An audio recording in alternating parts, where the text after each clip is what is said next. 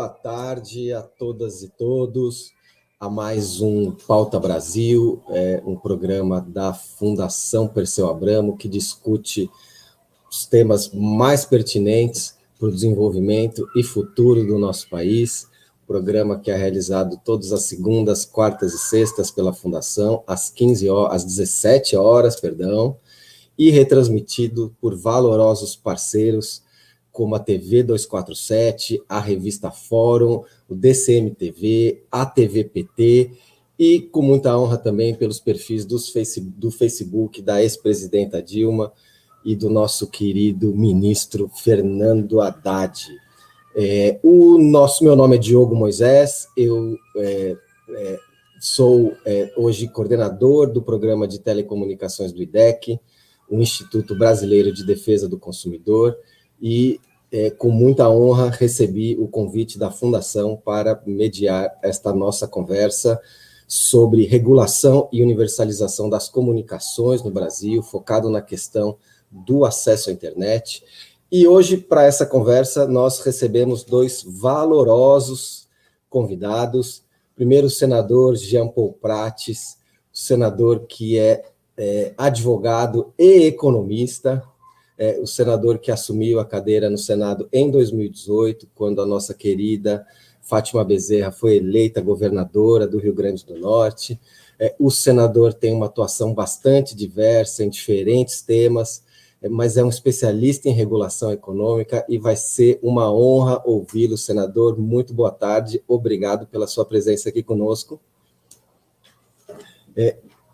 E vamos também receber uma das maiores especialistas no tema de regulação das telecomunicações, que é a jornalista Marina Pita, uma jornalista que cobriu o tema das telecomunicações na imprensa especializada durante muito tempo, atua em uma das principais ONGs do setor, que é o Coletivo Intervozes, já foi coordenadora do coletivo, e, entre outras funções, também é representante da sociedade civil no SEDUST, que é o Comitê de Defesa dos Usuários dos Serviços de Telecomunicações da Anatel, a nossa Agência Nacional de Telecomunicações. Marina, boa tarde, muito obrigado pela sua presença aqui com a gente.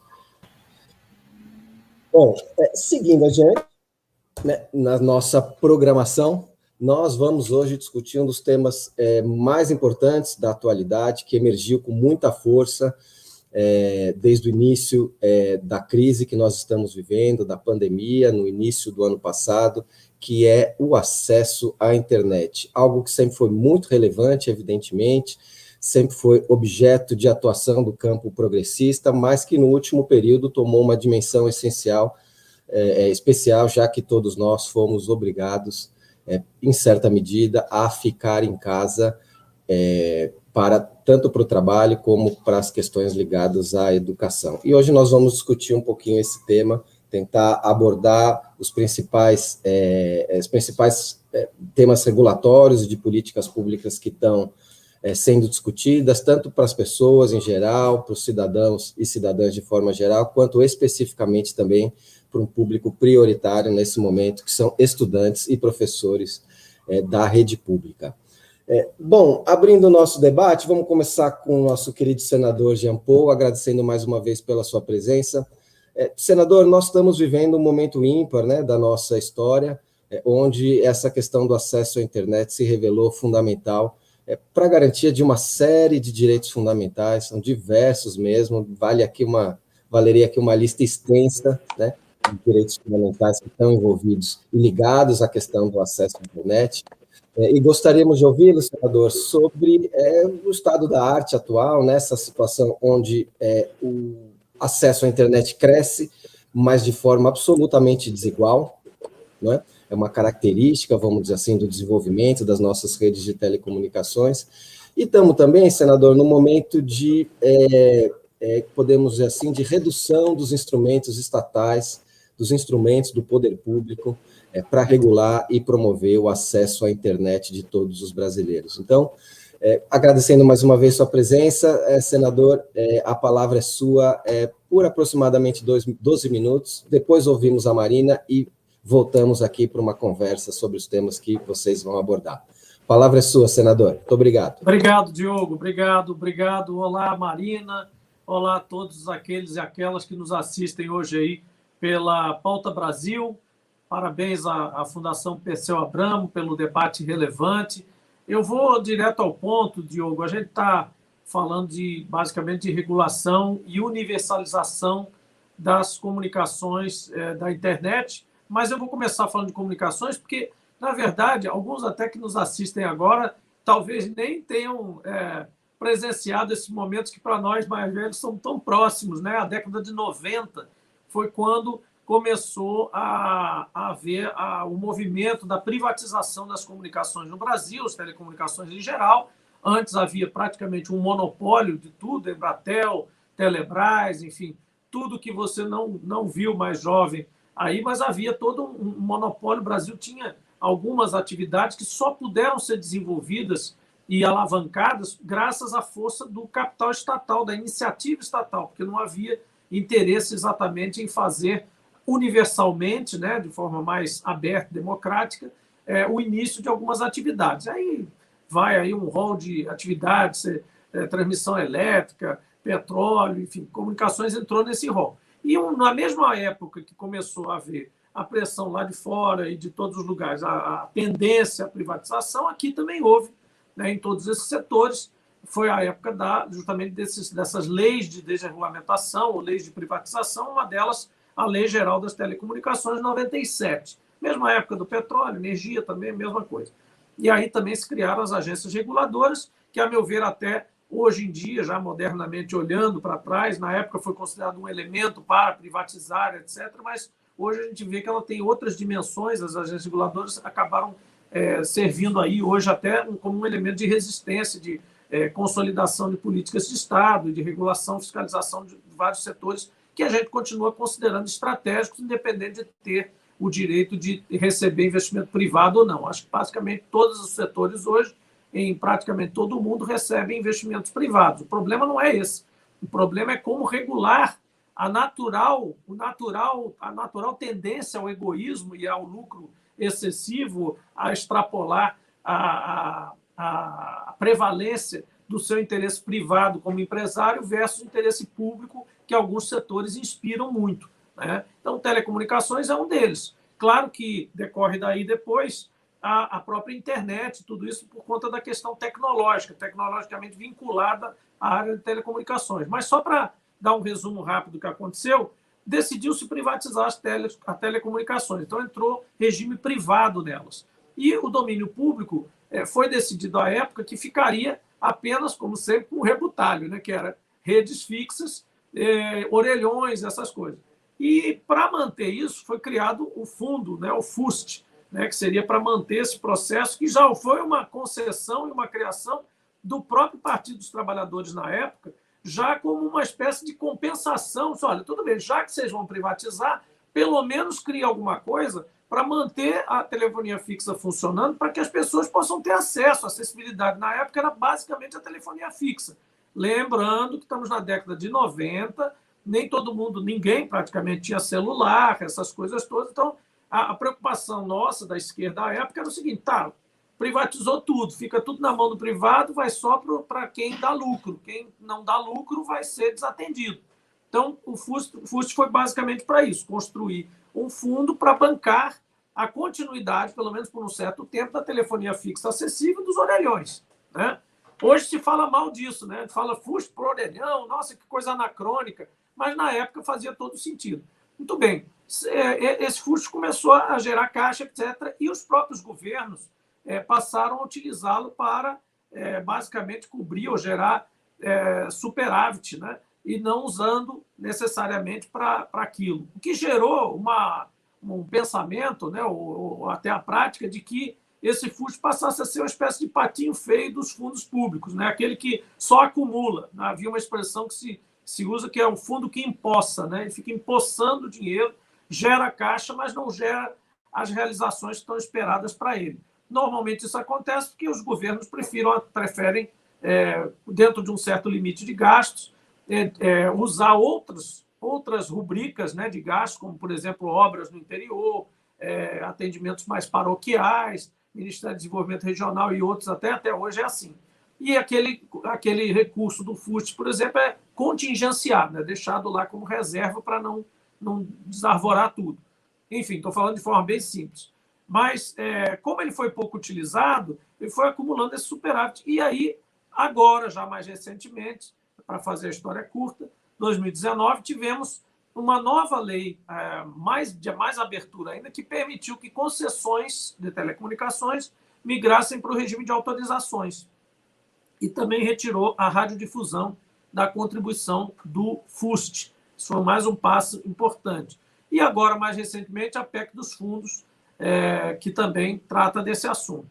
O senador Mercadante, em 2007, apresentou uma lei já fustigado por essa questão de orelhão não tem mais sentido, linha fixa não tem mais sentido, já passados esses tempos, que permitiu que o FUST passasse a financiar políticas governamentais, e a gente começa a chegar na internet, de telecomunicações banda larga, em regime público e ou privado. Então, já pensando na estrutura de banda larga para capilarizar o acesso à internet pelo país em termos de atendimento genérico. Então, essa lei, esse projeto de lei do senador Mercadante, veio a constituir a Lei 14.109, de 2020. Esse projeto do Mercadante é 2007. Imagine quanto tempo levou aí. Enfim, essa lei chegou agora, e agora temos novidades também, que uma delas é o PL 3477, que nós fizemos com deputados e parlamentares do PT e também relatoria e autoria de outros partidos, e que foi vetado por Bolsonaro, né? Eu vou chegar nessa discussão. Mas ele separa 3,5 bilhões de reais, já na pandemia, para pacotes de dados de banda larga, móvel, e distribuição de aparelhos celulares e tablets para professores e alunos da rede pública de ensino. Então, ajuda ajuda a, eventualmente, facilitar a volta às aulas quando for seguro, mas ajuda, sobretudo, a acessibilidade que todos tanto reclamam, a diferença que ficou nesse momento de trabalho remoto da educação entre as pessoas que têm acesso à internet e a aparelhos de qualidade versus os que não têm absolutamente, que é a maioria, né? Então, esse projeto foi agora vetado pelo presidente. Como várias outras iniciativas, eu também não vou entrar em detalhes, mas sempre que chega alguma coisa na mesa do presidente Bolsonaro que fala em distribuir dinheiro para quem precisa de algum tipo de indenização ou de ajuda para poder cumprir o isolamento social, ele veta. Né? Então, não diferente nesse caso, 3,5 bi vetados na mesa do presidente, voltam à Câmara e ao Senado na segunda-feira, e na segunda-feira nós vamos votar para derrubar este veto, ou seja, para que a lei que foi aprovada pelas duas casas se faça valer, de fato, como é. Os 3,5 bi serem usados para isso que eu falei, banda larga, aparelhos, professores e alunos, rede pública de ensino. Então, essa movimentação agora é importantíssima, porque é um passo imediato. Agora, vamos falar do guarda-chuva todo. Universalizar requer justamente o que a gente está aqui fazendo em dose homeopática e emergencial de forma geral. Né? O Estado brasileiro não pode imaginar que as forças de mercado vão sozinhas fazer chegar a internet aos lares da base da pirâmide e aos aparelhos às pessoas que, de fato, são a maioria da população brasileira. Então, é preciso haver uma indução. É muito bem-vindo o investimento privado, enfim, claro, o poder da regulação, da indução ao investimento é mais importante ainda. A diferença de nós da esquerda para quem não é da esquerda é justamente que a gente admite o investimento, mas a gente coloca metas, a gente coloca prazos, a gente diz, olha, você vai ter um mercado que é seu, em concorrência ou não com outros, mas você tem que fazer o mínimo, né, para merecer esse mercado. Né? Não é simplesmente faturar só para quem dá lucro ou só para quem te interessa. Né? Você tem que fazer a universalização.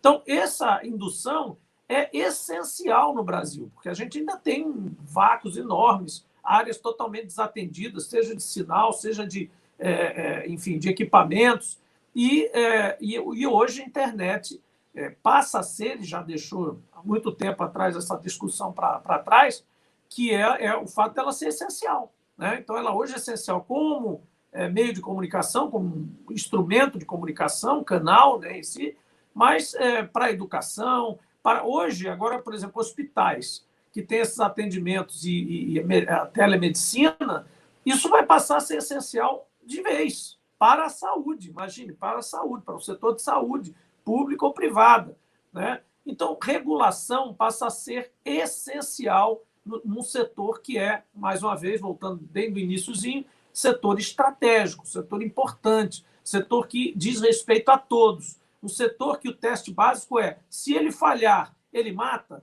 se ele falhar, ele prejudica pessoas num número muito grande, e respectivamente em relação ao poder econômico dele, então é um setor estratégico. Então, essa é a primeira colocação que eu faço para nos alertar. Primeiro, que nós precisamos nos mobilizar, e Marina é um exemplo disso, e outras entidades e outros movimentos são importantes da sociedade organizada, para ter, de fato, internet de qualidade, ter equipamentos, e isso ser, de fato, democratizado, sem as barreiras normais do capitalismo desenfreado, enfim, e tal, toda a sequência que a gente conhece. Segunda coisa, que temos um ponto urgente nesse momento de mobilização, que é o veto na segunda-feira.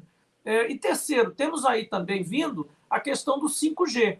E a questão do 5G é uma revolução. Então, eu não vou ficar aqui, tem poucos minutinhos aqui, mas assim, quem olhar aí o que a China já faz com o 5G, o que o mundo já faz, sabe o salto que a gente pode dar, inclusive em termos econômicos, inclusive em termos de atividade econômica. Então, assim, qual é a melhor tecnologia? Qual é o melhor custo? Qual é o mais seguro? É assim que nós teremos que decidir o 5G. Não é se é da China, se é dos Estados Unidos, se é do Brasil, e principalmente de forma que a gente possa absorver e deter conhecimento, deter transferência de tecnologia, para que a gente possa se virar no 5G sozinhos também. A gente, mesmo que receba investimentos, mesmo que receba plataformas, etc., que a gente comece a amalgamar. Não há um nacionalismo internetico, né? Não, é contrassensual isso, mas que pelo menos a gente consiga amalgamar a igualdade de condições em função do grande mercado que nós representamos e da grande potência que nós somos em todos os aspectos, recursos naturais, etc., etc., mas também inteligência e uso de tecnologia. Então, era isso que eu queria, eu acho, colocar inicialmente, para a gente depois fazer o debate, vai colocar esse alerta sobre a importância da universalização da internet e o que é que vem pela frente aí para nós. Obrigado, pessoal. Muito obrigado, senador Jean, pela sua apresentação inicial. Nós vamos voltar aos pontos que você abordou agora, senador. 2022 está aí, né? Então, vamos voltar a conversar sobre questões e ações que eventualmente poderiam ser tomadas num cenário um pouco mais favorável, onde o governo tenha, vamos dizer assim, o mínimo de desejo efetivo de universalizar as telecomunicações. Já voltamos com esses ganchos que você nos apresentou, senador. Bom, agora vamos ouvir inicialmente a Marina Pita, que já foi aqui apresentada. Marina, boa tarde novamente, obrigado por estar aqui conosco. Marina, qual foi o impacto, né? Eu sei que você vai trazer algumas questões para a gente, mas qual o impacto, qual é o tamanho do drama que nós estamos vivendo? Muitos gestores públicos, inclusive, dizem que o caminho da conectividade para todos é inexorável e será atingido a qualquer momento, num futuro próximo que nunca chega, né? Então, gostaríamos de ouvir sobre esse tema, para depois voltar a conversar um pouquinho mais sobre essas ações que o senador Jean citou e que você está envolvida na linha de frente. Boa tarde e obrigado, Marina. Boa tarde. Bom, queria agradecer, em nome do Intervozes, o convite, agradecer ao senador Jean Paul, que já deu uma visão, né, geral, bastante importante, assim, superando vários temas que eu ia trazer aqui. Então, eu vou tentar esmiuçar alguns temas, mas acho que a partir dessa fala inicial do senador, que já foi bem introdutória, né? A primeira coisa para a gente entender, né, Diogo, é que não se trata mais de acesso à internet para você garantir a liberdade de expressão. Você falou isso, né? Cada vez mais você ter acesso à educação, ter acesso à saúde, você fazer o seu imposto de renda, você acessar informações sobre vacinação, inclusive para você poder pedir o auxílio emergencial, tudo isso hoje é feito via aplicativo, e o poder público, né, ele estimula esse processo de digitalização. Então, a gente vê, no meio da pandemia, foi aprovado um projeto de lei que permitia, por exemplo, a telemedicina, né, o atendimento remoto nesse momento de crise sanitária. E, no entanto, as pessoas não têm condições de acessar a internet, inclusive de uma perspectiva que tem que ser superada,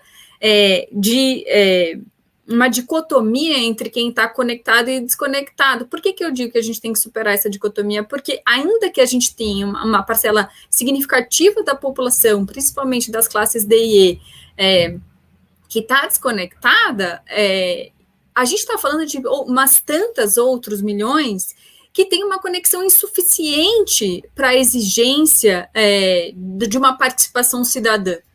Então, não basta você ter uma conexão uma vez a cada 3 meses, e aí a gente tem que ser bastante crítico, né, quando a gente vê as pesquisas, por exemplo, que trazem dados de conectividade domiciliar, por exemplo, porque a gente precisa questionar que tipo de conectividade é essa.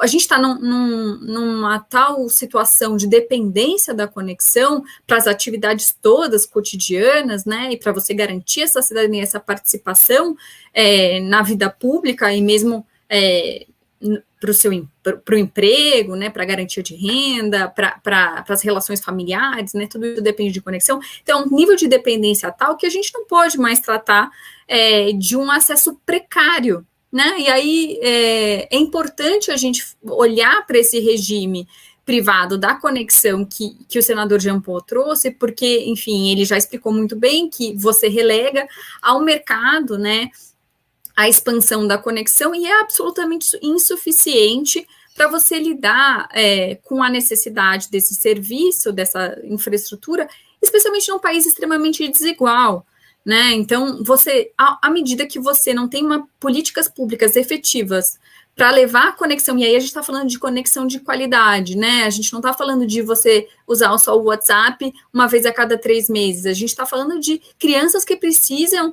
estar conectadas horas por dia para conseguir assistir sua aula. Então, a gente está falando de uma conexão robusta, né?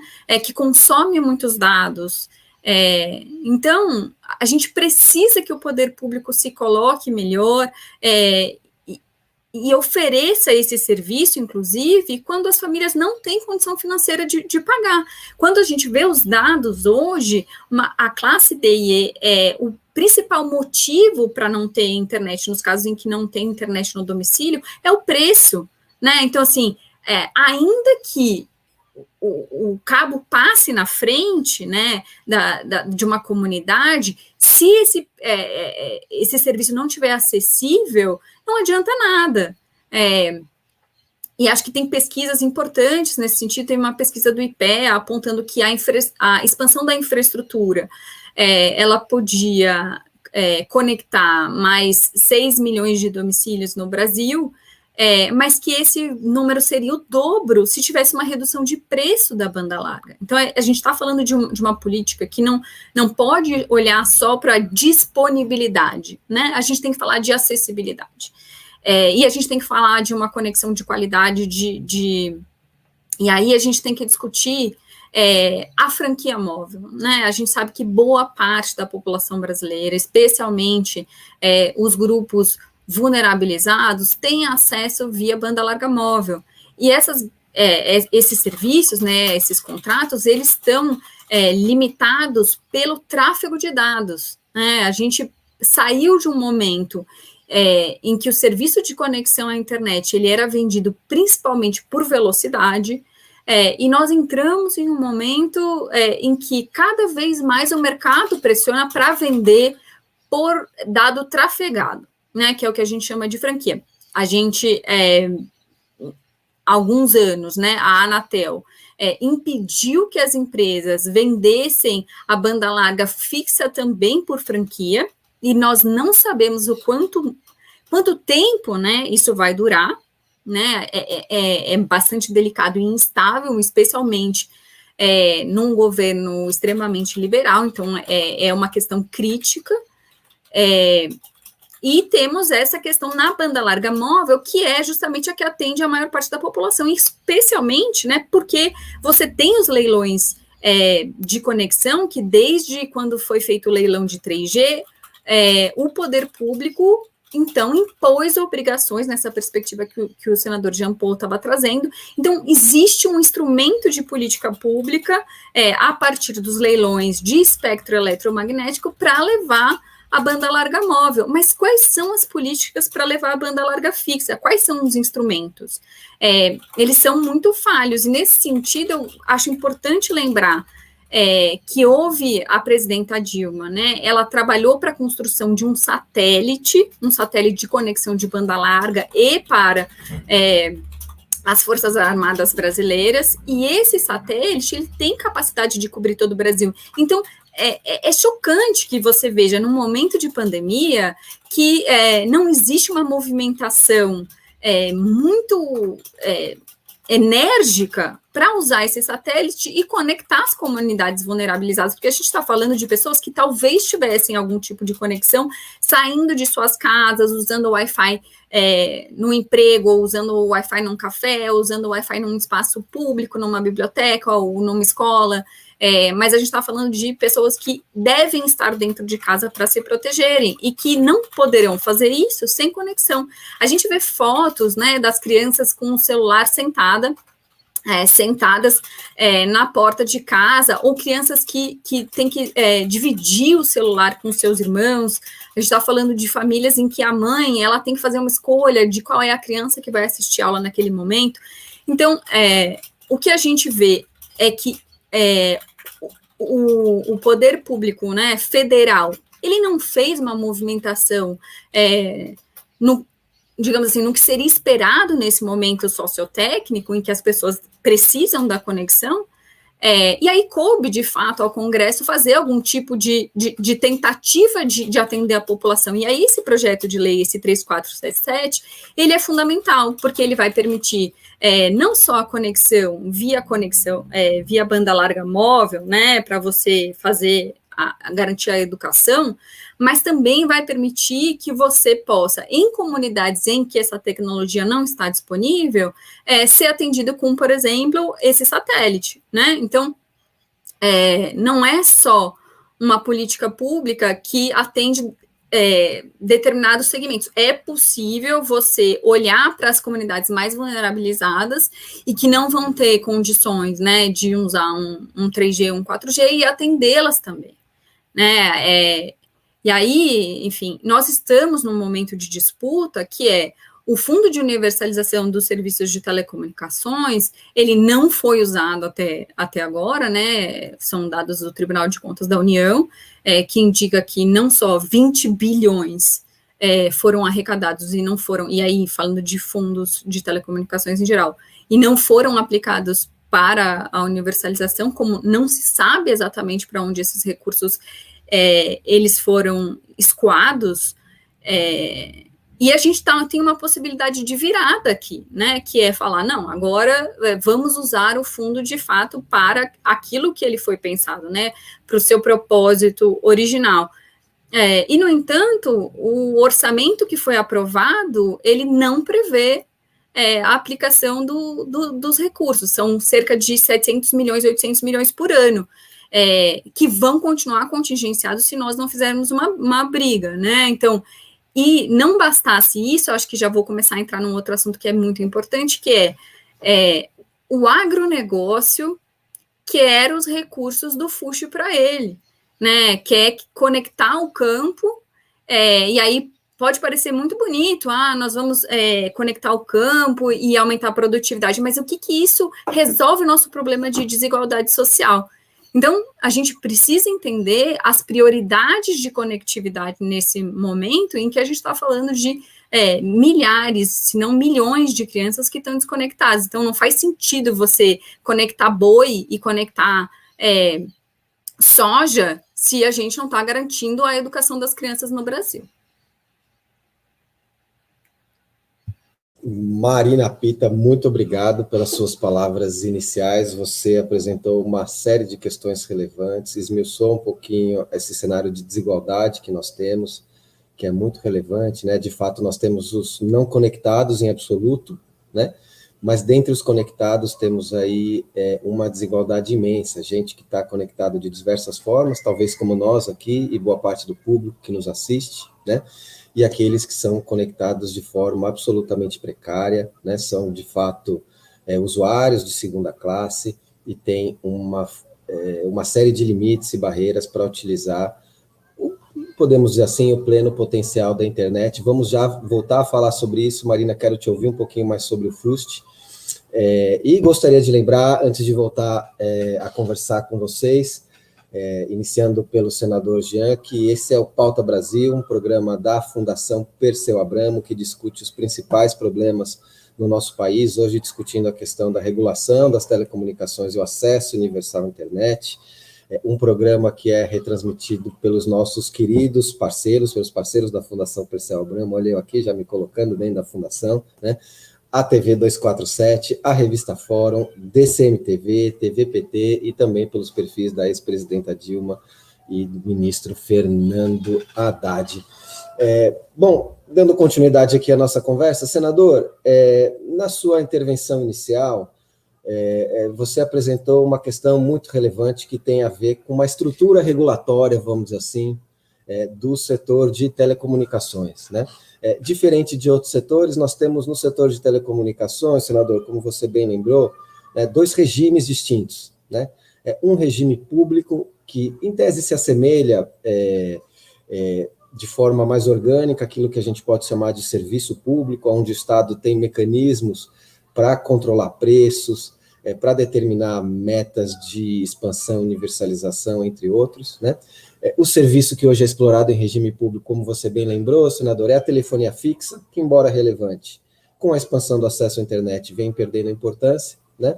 Nós tivemos também, como você lembrou, senador, recentemente uma lei aprovada que permitiu com que as concessões de telefonia fixa, né, das grandes operadoras, aí, especialmente Oi, Claro e Vivo, pudessem migrar para um regime mais flexível que é o regime privado, onde não há controle de preços, não há metas, vamos dizer assim, de universalização a serem seguidas, né?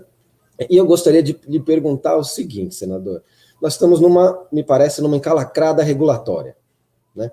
De um lado, o acesso à internet se tornando cada vez mais essencial, não à toa os serviços de telecomunicações, no decreto expedido pelo governo no início do ano sobre a Covid, foi estabelecido como um serviço essencial, né? Mas, de um outro lado, nós não temos hoje instrumentos regulatórios, né, fortes, vamos dizer assim, para que o poder público possa atuar e expandir, assim, e dirigir, de certa forma, né, a expansão do acesso à internet. É um serviço explorado em regime privado. Como fazer, senador? É necessário que a gente estude com muito carinho uma eventual mudança regulatória nesse futuro, que está aí, né, para que a gente tenha, de fato, mais instrumentos, para que o Estado tenha mais instrumentos para expandir o acesso à internet, ou é possível navegar nessa regulação que nós temos hoje, onde o acesso à internet está nesse pacote de regime privado, onde o Estado tem, vamos dizer assim, instrumentos reduzidos? Olha, Diogo, eu acho que o erro está, inclusive nós mesmos da esquerda, que separamos ou fomos levados a separar esse processo de forma errada. Por que eu digo isso? Porque quando você diz regime público e regime privado, quando a gente fala em regime privado, na minha opinião, e não é só a minha opinião, a prática em outros países, em países onde a esquerda modernamente aqueceu com a entrada de investimento privado, mas coloca limites, coloca metas, coloca regras. Por quê? Porque se entende o seguinte, o regime privado não é o laissez-faire, laissez-passer geral, não é o liberou geral. Não é. O regime privado, numa atividade, e é isso que é importante, definir como atividade estratégica, ou atividade essencial, quando mesmo quando é autorizado, o regime privado significa apenas que o governo, o Estado, não será dono ou receptáculo, no final das operações, daqueles ativos que foram construídos ao longo do tempo. É uma questão, eu acho, para mim, terem que ser transformada apenas na questão patrimonial. Ora, você fez um monte de investimentos numa rede, por exemplo, de enterrada ou aérea e tal, etc. E no final da sua operação, ou caso você quebre tudo isso, isso reverte para o governo concedeu aquilo para você, é do governo desde o início, continua sendo do governo. Isso é o regime público.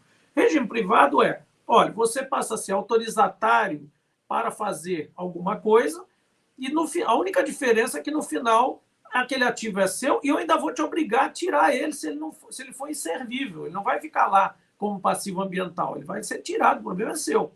Você investiu, é seu, você usa, etc.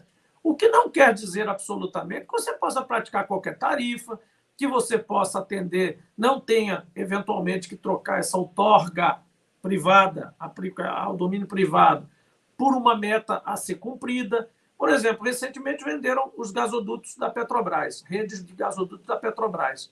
Esse governo não fez nenhuma exigência ao vender um monopólio natural, que é um monopólio de dutos, portanto, não há concorrência possível no monopólio natural, é um duto só que faz o papel, não precisa dois, só para concorrer, isso é a definição do monopólio natural.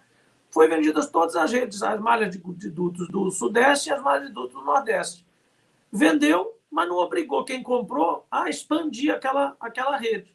Então, o argumento que foi usado para vender, porque a Petrobras não investe, porque a Petrobras está ocupando o duto todo, a mesma coisa vale para uma rede de comunicação, tá? Também é monopólio natural, vale a mesma coisa para uma linha de transmissão. Se você resolve passar aquilo para o investimento privado, porque ele vai investir, vai arriscar dinheiro que o Estado está preocupado em gastar com outra coisa, esse é o argumento liberal, não neo-ultraliberal, mas o liberal, pelo menos, é esse, digamos que a gente aceite em algumas atividades que socorram. Ok, beleza, vamos deixar você entrar. Mas você precisa fazer tal e tal investimento. Você não vai pegar só o que dá lucro, você vai pegar uma comunidade, outra comunidade. Enfim, quem leva o filé, leva o osso também, do ponto de vista econômico, claro, para poder compensar, fazer uma espécie de subsídio cruzado e você ajudar no processo de universalização.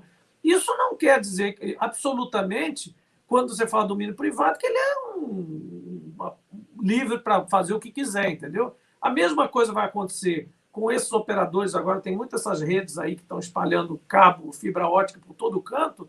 Isso vai virar monopólio natural também, Marina e Diogo. Vai virar. O cara está lá, está investindo, está enterrando, passando por fazenda, passando por poste, pedindo autorização por aí, tal, tal. Aquelas redes enormes aí de marcas que a gente pouco vê, pouco conhece.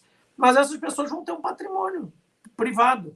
Mais cedo ou mais tarde, e já é objeto disso, terá que ser regulado esse acesso. Porque o segundo ou terceiro que chegar não vai enterrar outra linha, ou enterrar uma terceira linha, ou guinchar uma quarta ou uma quinta linha, daqui a pouco o poste não aguenta, só para ter concorrência. Você vai ter, o Estado brasileiro tem que entrar e forçar. Se você tem um feixe de cabos fibra ótica, feixe de fibras, e está usando 10% disso, você vai ter que ceder acesso, dar o livre acesso a um outro concorrente, por exemplo. Isso beneficia o consumidor? Beneficia. Mas o Estado brasileiro, o Estado regulador, tem que se fazer presente mesmo no domínio privado de atividades essenciais. É assim que se faz, não tem outro caminho. Ou você toma tudo e o Estado faz tudo, que é impossível hoje, né? Ou você outorga alguma coisa ao privado, mas como é uma atividade essencial, você faz ele, pelo menos, caminhar numa linha de pensar no coletivo. Muito obrigado, senador. Muito importante ouvi-lo. Você apresentou uma perspectiva essencial de que, mesmo com os instrumentos regulatórios que nós temos hoje, né, seria possível fazer muito mais, né? Embora eles possam ser discutidos, evidentemente, se são os mais apropriados, se são os melhores para o desafio enorme que nós temos que fazer, mas, de toda forma, com um pouco de vontade política, me parece que seria possível fazer muito mais. Foi muito importante ouvi-lo nesse sentido. E vamos voltar, senador, em breve, para falar sobre essa última questão que você falou, do compartilhamento das redes, lembrando hoje que os pequenos provedores de acesso estão crescendo muito. Quem está nas grandes cidades, muitas vezes, não consegue enxergar essa expansão, né? São milhares de provedores de acesso que hoje têm mais de um quarto, vamos dizer assim, do mercado brasileiro, e essa questão do compartilhamento das redes para que esses pequenos provedores possam se conectar é certamente um tema fundamental e, se possível, voltaremos a falar dele também. Marina, eu queria ver se você poderia esmiuçar um pouco mais aqui para quem está nos assistindo no Pauta Brasil, essa questão do FUST, do Fundo de Universalização dos Serviços de Telecomunicações. Tanto você como o senador Jean Paul abordaram essa questão, né? Contaram que o FUST foi inicialmente aprovado logo em sequência, depois da aprovação da LGT e da privatização dos serviços, né? E nós tivemos uma lei aprovada no final do ano passado, até para surpresa de muitos de nós que trabalhamos com esse tema, né? Mas como você bem apontou, Marina, há uma disputa, né? Primeiro, se nós vamos ter esses recursos, né? Muito provavelmente não teremos esse ano, né? Não sabemos do ano que vem, né? Mas há uma disputa sobre como utilizar esses recursos, né? Você apontou que aí é uma mão forte do agronegócio querendo se utilizar dele. Eu queria que você pudesse contar para quem está nos assistindo, né? Como é que essa questão do FUST está se desenrolando, como é que vai ser o processo de escolha dos projetos que vão ser implementados, e se você tiver tempo, senão a gente volta nisso também, se puder juntar essa questão com o 5G abordado pelo senador Jean, se o FUST vai ser utilizado, vamos dizer assim, para questões ligadas ao 5G, você apontou muito bem aí que tem uma disputa, né, entre boi versus pessoas, soja de boi versus pessoas. Então, se você pudesse abordar um pouquinho mais essa questão do FUST, explicar de fato o que está em disputa, como os recursos vão ser implementados, acho que poderia ser bastante interessante. Então, a partir desse projeto de lei do Mercadante de 2007, né, foi aprovada uma atualização da aplicação do FUST. Antes ele só podia ir para o orelhão, de fato, para a expansão da telefonia fixa, nunca foi usado, e agora existe a possibilidade dele ser aplicado na expansão da banda larga. A mudança, acho até importante comentar, a mudança foi a seguinte, né, antes o FUST só poderia ser investido em regimes públicos, então aqueles que estão sujeitos à universalização porque são essenciais. A nova lei, né, o substitutivo do projeto de lei do Mercadante, que foi apresentado em plenário, de uma forma bastante antidemocrática, eu diria, mas, enfim, diante da dificuldade política que a gente tinha naquele momento, foi importante, né, a aprovação. O que ele prevê é que você pode usar o Fundo de Universalização dos Serviços de Telecomunicações em serviços essenciais que não estejam sujeitos à universalização, o que é, para mim, um contrassenso enorme, né? Como é que você pode ter um serviço essencial que não está sujeito à universalização? Então, enfim, foi uma colchambrada, eu diria, né? Um puxadinho regulatório para tentar dar conta do uso desse recurso e para a expansão da banda larga. E aí, é um projeto que eu acho que, pessoalmente, acho que tem pontos muito importantes, né? Você tem algumas possibilidades de investimento desse recurso. São, digamos, praticamente 3 modalidades de investimento. Uma que é não reembolsável, quer dizer, o Estado paga para a construção de uma infraestrutura, e eventualmente de um serviço. Acho que a gente tem discutido muito a importância desse momento, a gente ter um investimento em infraestrutura, e que essa infraestrutura, o recurso público, ele seja usado para uma infraestrutura que a gente chama de atacado. Tem a ver com isso que o senador estava falando, quer dizer, você tem grandes troncos que podem ser utilizados por muitas empresas, né? E que não faz sentido você ficar cruzando o Brasil com grandes troncos. Então, um investimento como esse, quando ele tem recurso público, ele pode ser compartilhado, e aí as empresas podem fazer a sua parte, e a gente entende que os pequenos provedores têm feito isso, que é usar esse grande tronco que foi reconstruído com recursos públicos para chegar ao consumidor final. Eu acho que podia ir além, né, que a gente podia, inclusive, estabelecer critérios do serviço de preço, de qualidade, de franquia, de neutralidade de rede, quando você usa essa infraestrutura construída com recursos públicos, para a gente superar as questões de acessibilidade, né, não só de disponibilidade. Então, essa possibilidade de investimento não reembolsável, né?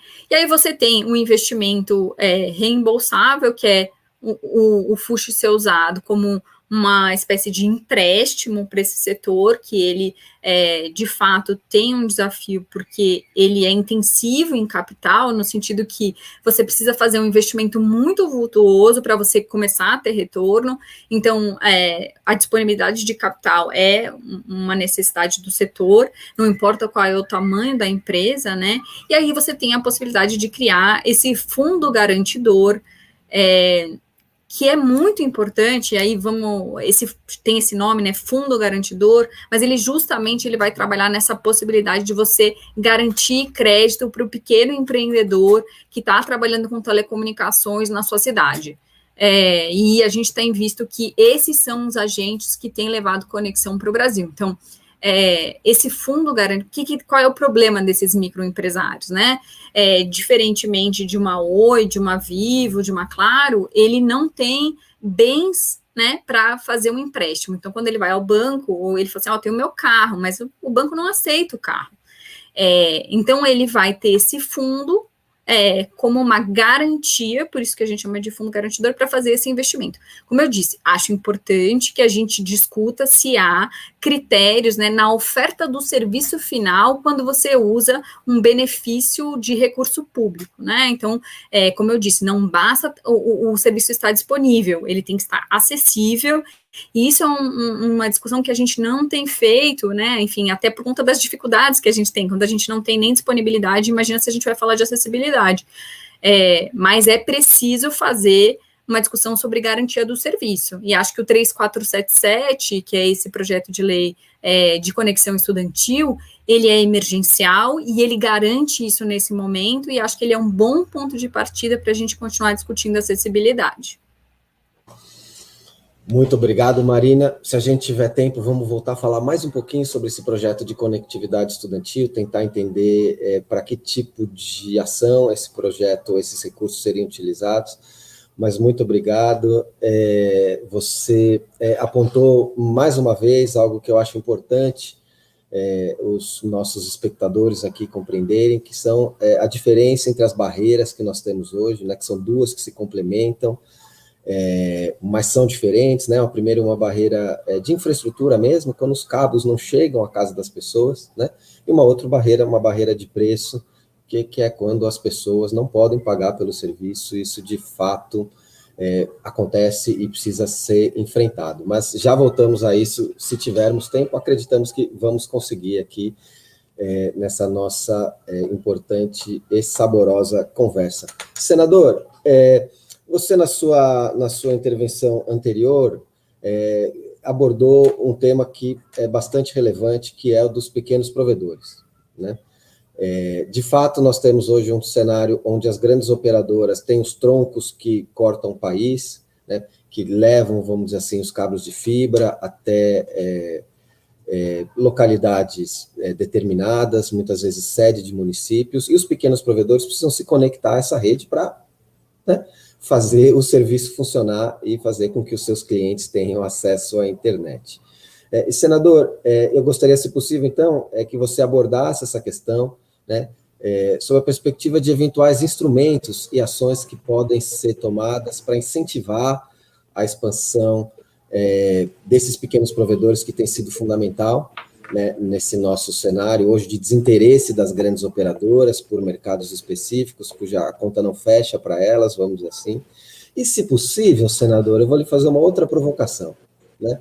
Nós, quando o ex-presidente Lula assumiu em 2003, uma série de ações foram tomadas nos anos subsequentes, também pela ex-presidenta Dilma, e uma das mais relevantes foi a recriação da Telebrás, né, que serviria aí, de alguma forma, para nesse mercado de atacado que a Marina citou, dos grandes troncos, para, de alguma forma, ter uma mudança no modelo do mercado para um mercado público-privado, digamos assim, pelo menos no atacado, não é?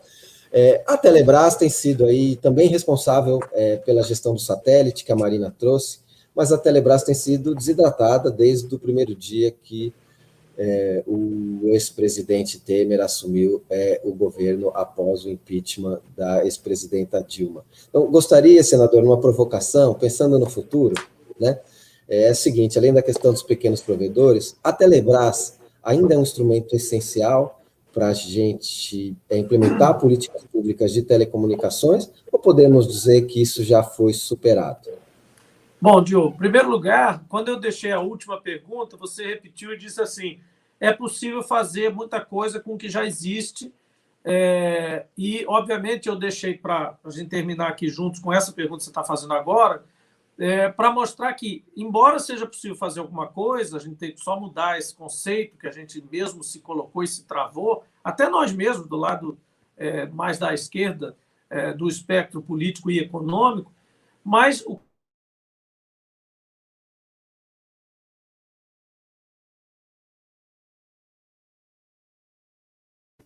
Alô? Perdemos o senador Jean Paul por alguns momentos. Vamos ver se a conexão é restabelecida. Vamos aguardar um pouquinho, mas de toda forma, enquanto nós aguardamos o restabelecimento da conexão com o senador Jean Paul, que vai retomar, esperamos, a sua intervenção desde o início, eu queria então aproveitar a oportunidade, a deixa aqui da nossa falha de conectividade, para perguntar para a Marina se ela poderia, por favor, esmiuçar um pouquinho mais sobre essa conexão, essa questão do veto do presidente ao PL sobre conectividade estudantil, que vai ser matéria provavelmente de apreciação logo no início da semana que vem. Já lhe perguntando o seguinte, Marina, você abordou na sua fala que nós temos aí uma desigualdade imensa entre aqueles que estão conectados. E também apontou que tem um elemento essencial dessa conversa, que é a conexão móvel por meio dos planos pré-pagos, ou hoje tem uma mudançazinha, né? Tem os planos controle, mas que ambos partem de uma mesma lógica, né? Você tem ali dados limitados, poucos, né? E quando acabam esses dados, sua internet é bloqueada e você fica somente com aqueles aplicativos que a gente chama, que estão no pacote de 0 rating, né? Então, e a pergunta é a seguinte, Marina, conectar os estudantes precariamente não é aquilo que a gente imagina, né? Nós queremos aí um mínimo de equidade. E o senador Jean Paul voltou. Senador, nos ouve? Ouço perfeitamente. Peço desculpas aqui. Senador, imagina. Aqui eu tenho um provedor local e uma grande operadora. Portanto, eu posso dar o depoimento das duas. Uma é redundância do outro.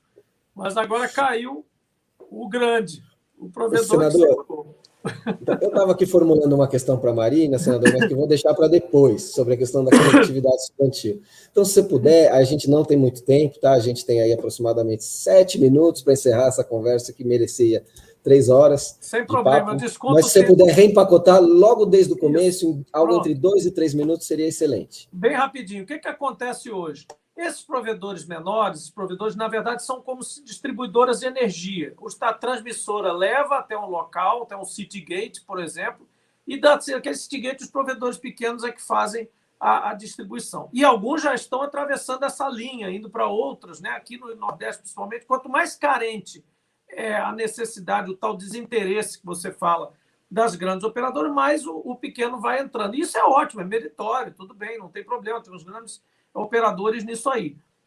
É um mercado que tem que estar livre totalmente? Aí voltamos para aquele ponto que eu coloquei. Não, não é. Porque temos que revisar o processo. Qual é o processo? Primeiro, consideramos a atividade essencial? É uma atividade de vida ou morte?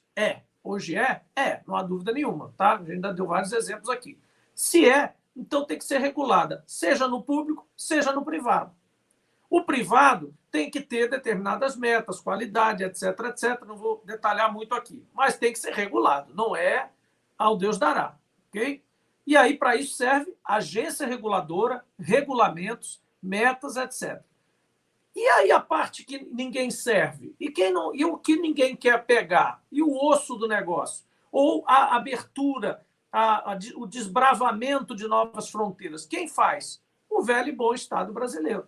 E é para isso que entra a Telebrás e a importância desse processo. É como a gente tendo uma Petrobras para fazer. Esse governo não vale como exemplo, porque ele quer vender a Petrobras, desfazer tudo. Mas qual era o processo? Ok, o privado entra, mas nós temos uma estatal aqui para cobrir uma coisa ou outra, para abrir novas fronteiras, para segurar o satélite que vai oferecer sinal para pessoas que não podem pagar, Porque qual é a contradição, pessoal que está nos assistindo? Nós não estamos sendo comunistas, nada disso aqui, não. É o básico. Se você imagina, querer e faz sentido dar sinal, dar conectividade a pessoas que não podem pagar, o que o privado vai achar disso? Ora, mas se o cara vai poder pegar o sinal de graça do Estado, quanto eu vou vender? Vai acabar com a iniciativa privada. Essa dicotomia é falsa, que existe espaço para os dois. O cara que vai ser cedido por conta de uma situação específica, dele estar vulnerável, etc., e vai ser atendido no básico, e o cara que vai precisar pagar. É que nem, mal comparando, para terminar o assunto, aplicativo que você compra a versão gratuita e a versão Plus. Você compra a versão gratuita, vem com anúncio, vem com não sei o quê, vem com problema, tem limitações, mas você é atendido, você consegue enxergar e ver como é que funciona aquilo ali. Se você quer tudo arrumado, top, pode pagar, etc., você paga o Plus. Muito mal comparando, é esse o sentido. Então, nós precisamos, sim, da Telebrás como longa-manos do Estado para fazer, às vezes, onde é necessário. Precisamos fortalecer a agência reguladora, respeitar a agência reguladora, e que ela tenha independência, autonomia operacional, não autonomia administrativa, no sentido de fazer política sozinha. Quem faz a política é o ministro e é o governo que foi eleito para isso. Mas autonomia de punir, autonomia de fiscalizar, e principalmente recursos para isso. E essa questão da integração vai rolar, para fechar, vai rolar um fenômeno aí que é natural. Os grandões estão desinteressados? Não, não é verdade. Eles estão só esperando os pequenininhos fazerem o trabalho para ir lá e comprar um por um. Os que derem certo, eles vão lá e compram. Isso é consolidação, já está previsto, isso vai acontecer em todos os lugares do mundo, não é, Marina? Aconteceu isso. A TIM, grandona, Telecom, Itália, Mobile, não sei o quê, foi lá e comprou os carinhas que foram fazer lá, Toscana, subiu o morro, desceu o morro, faz não sei o quê, provou competência, vem cá, meu filho, toma aqui 10 milhões, 15 milhões, 20 milhões de euros, me dá aqui esse negócio todo que eu vou operar. Aí ela ajeita todo, pasteuriza e vira mais um sistema. É natural. Isso também vai requerer cuidados, porque está sujeito a forças, né, eventualmente não... nem sempre amigáveis ao consumidor e principalmente aos vulneráveis. Então, a gente tem que estar de olho. Essencialmente é isso. São atividades essenciais, tem que estar de olho, mesmo deixando os privados investirem claramente, e isso é meritório. Obrigado, senador. É importante a sua intervenção porque ela nos ajuda a refletir sobre um eventual programa de governo, não é? Numa janela de oportunidade aí que esperamos que se abra muito brevemente. Muito obrigado pelas suas considerações. Marina, ele fez uma pergunta que valeria uma palestra de 1 hora, eu sei, mas em 1 minutinho, que a gente precisa encerrar, de fato, nós temos aí um veto a um PL importantíssimo, que pode ser derrubado na segunda-feira, e ele faz a seguinte pergunta, né? Para que nós vamos usar esses recursos, uma vez que a gente consiga derrubar esse veto na segunda ou terça-feira da semana que vem? Bom, realmente eu acho que no momento que a gente está, não tem discussão, né? O projeto de lei é super importante, como eu disse, ele vai conectar, não vai ser a conexão que a gente espera, né? Porque ele fala de pagamento de franquia, que é justamente o que a gente estava falando. E a gente sabe que a educação não é só aquilo que acontece na sala de aula, você tem que pesquisar, você tem que ler, você tem que navegar, você tem que explorar, enfim. Então, é claro que é um recurso insuficiente. Agora, ele prevê, esse projeto de lei, ele fala, né, da possibilidade de você conectar, se for custo efetivo, também com a banda larga fixa. E aí cabe a nós, com esse projeto de lei aprovado, e discutir nos estados o que é custo-efetividade, né? Porque se você tem 2 crianças numa casa, você vai dar R$10 para uma, R$10 para outra para pagar uma conexão móvel que vai durar algumas horas, ou a gente vai tentar ver se é o caso de conectar com uma banda larga fixa, sem limite de franquia, ou de conectar uma comunidade, essas comunidades rurais muito pequenas, né, que tem uma área, inclusive, muito pequena. Será que não é o caso de você cobrir aquela área com uma conexão, digamos assim, de praça, né, que possa cobrir aquela comunidade? e ainda assim as pessoas ficarem em segurança. Então, é preciso que a gente possa fazer essa reflexão. Acho que é uma reflexão que é um passo depois, a gente vai ter que fazer uma mobilização nos estados, mas que é muito importante, né? A gente tem a possibilidade não só de conectar a criança ou adolescente que está estudando, mas conectar a família. Então, o pai e a mãe, e todas as outras atividades que são necessárias, né? Quer dizer, para você fazer suas atividades profissionais, para você falar com seus familiares, que também é um direito que deve ser garantido, para você fazer uma chamada de telemedicina, quem sabe. Então, é possível, a meu ver, a gente trabalhar numa perspectiva de que a regulamentação ela permita o uso desse recurso de uma forma que eu entendo que é custo-efetiva no sentido da garantia do direito, né?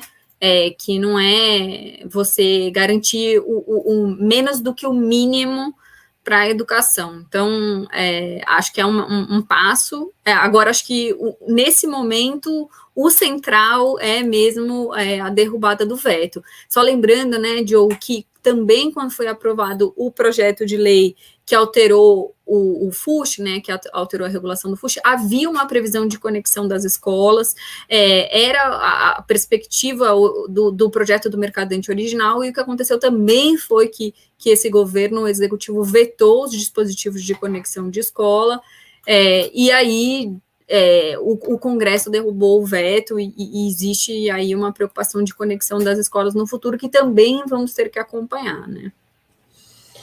Perfeito, Marina, muito obrigado. Então ficam aí os recados bastante objetivos, tanto do senador Jean quanto da Marina, pedindo, indicando a necessidade da gente se movimentar, se mobilizar para derrubar os vetos ao PL de conectividade estudantil que devem ser colocados em votação no Congresso aí na segunda ou terça-feira. Existem ações em curso, petições online, você pode falar com o parlamentar do seu estado, é um tema em que a maioria dos parlamentares acaba se sensibilizando pela obviedade da sua importância. Então fica aí o recado da Marina e do senador Jean. Nós temos que encerrar a nossa atividade, nosso Pauta Brasil, que discutiu a questão da universalização do acesso à internet, um programa que vai ao ar todas segundas, quartas e sextas, às 15 horas, programa produzido pela Fundação Perseu Abramo, mas retransmitido pelos nossos parceiros, só para repetir aqui, TV 247, Revista Fórum, DCM TV PT e os Facebooks da ex-presidenta Dilma e do ministro Fernando Haddad. Gostaria de agradecer muitíssimo ao senador Jean pelas reflexões e questões que trouxe aqui para a gente. Agradecer muito a Marina Pita, que esteve aqui também com a gente nessa última hora. É um tema que merece vários Pautas Brasil, acho que voltaremos a falar sobre isso. Então, fica aí as reflexões para que a gente possa construir um futuro mais justo, mais igual, e com a garantia dos direitos fundamentais de todos os brasileiros. Então, é isso. Senador Jean, muito obrigado e boa noite. Obrigado, Diogo. Boa noite a todos e todas. Marina, muito obrigado, boa noite.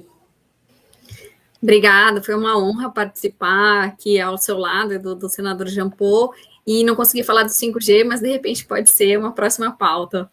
Fica para a próxima, vamos fazer uma sobre o 5G, já está aceita a sugestão e tenho certeza que a Fundação também aceitará. Então é isso, minha gente, boa noite a todos e todas, saúde, se cuidem, o Pauta Brasil está de volta na segunda-feira às 17 horas para discutir cenário econômico e saídas de emergência com um time muito fraco, a Leda Paulani, o Nelson Barbosa e o Aloysio Mercadante, então estão todos convidados. Muito fraco foi uma ironia, por favor, minha gente, espero que todos tenham entendido. Então, fica o convite para a próxima segunda-feira, boa noite para todo mundo e tchau!